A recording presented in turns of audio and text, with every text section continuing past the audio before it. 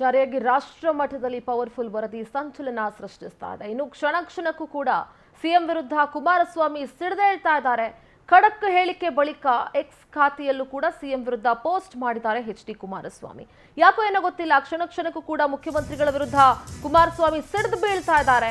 ಖಡಕ್ ಹೇಳಿಕೆ ಬಳಿಕ ಎಕ್ಸ್ ಖಾತೆಯಲ್ಲೂ ಕೂಡ ಸಿಎಂ ವಿರುದ್ಧ ಪೋಸ್ಟ್ ಮಾಡಿದ್ದಾರೆ.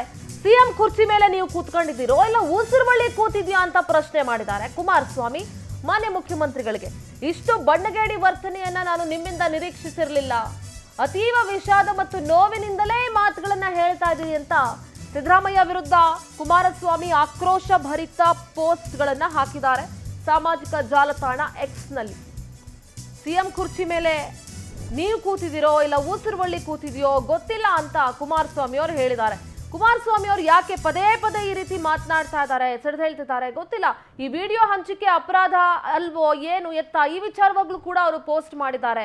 ಕ್ಷಣ ಕ್ಷಣಕ್ಕೂ ಕೂಡ ಸಿಎಂ ವಿರುದ್ಧ ಕುಮಾರಸ್ವಾಮಿ ಪೋಸ್ಟ್ ಗಳನ್ನು ಹಾಕ್ತಾ ಇದ್ದಾರೆ. ವಿಡಿಯೋ ಹಂಚಿಕೆ ಅಪರಾಧ ಅನ್ನೋದು ಯಾವ ಸೆಕ್ಷನ್ ನಲ್ಲಿದೆ? ಸಿಎಂ ಸಿದ್ದರಾಮಯ್ಯ ಅವರ ಪ್ರಶ್ನೆ ಮಾಡಿದ್ದಕ್ಕೆ ಎಚ್.ಡಿ. ಕುಮಾರಸ್ವಾಮಿ ಈಗ ಪೋಸ್ಟ್ ವಾರ್ ಅನ್ನ ಶುರು ಮಾಡ್ಕೊಂಡಿದ್ದಾರೆ. ಸ್ವಯಂ ಘೋಷಿತ ಸಂವಿಧಾನ ತಜ್ಞರು ನೀವು ಲಾಯರ್ಗಿರಿ ಮಾಡ್ತಾ ಇದ್ರಿ, ನಿಮಗೆ ಈ ಪರಿ ಅಜ್ಞಾನವೇ ಅನ್ನೋದು ನನಗೆ ಸೋಜಿಗ ಅಂತ ಎಚ್.ಡಿ. ಕುಮಾರಸ್ವಾಮಿ ಅವರು ಹೇಳ್ತಾ ಇದ್ದಾರೆ.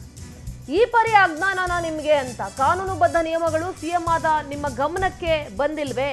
ತಾವು ಸರ್ಕಾರ ನಡೆಸ್ತಾ ಇದ್ದೀರೋ ಅಥವಾ ಅಂತ ಗ್ಯಾಪ್ ಬಿಟ್ಟಿದ್ದಾರೆ ಗೊತ್ತಿಲ್ಲ. ವಿಧಾನಸೌಧ ಟೈಮ್ ಪಾಸ್ ಮಾಡಿಕೊಂಡು ಕ್ಲಬ್ ಮಾಡ್ಕೊಂಡಿದ್ದೀರೋ? ಸಿದ್ದರಾಮಯ್ಯ ವಿರುದ್ಧ ಟೀಕಾ ಪ್ರಹಾರದ ಪೋಸ್ಟ್ ಹಾಕಿದ್ದಾರೆ ಎಚ್.ಡಿ. ಕುಮಾರಸ್ವಾಮಿ.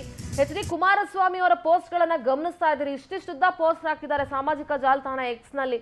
ನಿಮ್ಮನ್ನ ಅಪಮಾನಿಸ್ತಾ ಇದ್ದೇನೆ ಅಂತ ಅನ್ಯತಾ ಭಾವಿಸಬೇಡಿ. ವಯಸ್ಸಿನಲ್ಲಿ ಹಿರಿಯರು, ಹೆಚ್ಚು ಅನುಭವಸ್ಥರು ನೀವು. ಆದ್ರೆ ಪೆನ್ ಡ್ರೈವ್ ಪ್ರಕರಣದಲ್ಲಿ ನಿಮ್ಮ ನಡವಳಿಕೆ ಪ್ರಶ್ನಾರ್ಹ.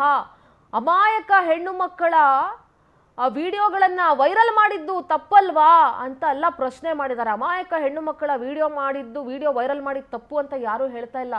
ಆದ್ರೆ ಅದಕ್ಕಿಂತ ದೊಡ್ಡ ತಪ್ಪು ಕುಮಾರಸ್ವಾಮಿ ಅವರು ಅರ್ಥ ಮಾಡ್ಕೊಳ್ಬೇಕಿಲ್ಲ. ಈ ತರ ಪೋಸ್ಟ್ಗಳನ್ನ ಇಷ್ಟಿಷ್ಟುದ it is left to Kumaraswamy. ಇಷ್ಟಿಷ್ಟುದ ಪೋಸ್ಟ್ ಹಾಕ್ತಾರೋ, ಚಿಕ್ಕ ಪೋಸ್ಟ್ ಹಾಕ್ತಾರೋ, ಬಟ್ ಸ್ಟಿಲ್ ಕುಮಾರಸ್ವಾಮಿ ಅವರು ಕೂಡ ಈ ರಾಜ್ಯದ ಮುಖ್ಯಮಂತ್ರಿಗಳಾಗಿದ್ದವರು. ಅವ್ರ ಮೇಲೆ ನಮಗೆ ಬಹಳ ಗೌರವ ಇದೆ. ಆದ್ರೆ ಅವರು ಈ ಪ್ರಕರಣದ ತನಿಖೆಯನ್ನ ಎಲ್ಲೊಂದ್ ಕಡೆ ದಿಕ್ಕು ತಪ್ಪಿಸ್ತಾ ಇದ್ದಾರಾ ಅಂತ ಕೂಡ ಇವತ್ತು ಸಾರ್ವಜನಿಕ ವಲಯದಲ್ಲಿ ಪ್ರಶ್ನೆ ಆಗ್ತಾ ಇದೆ.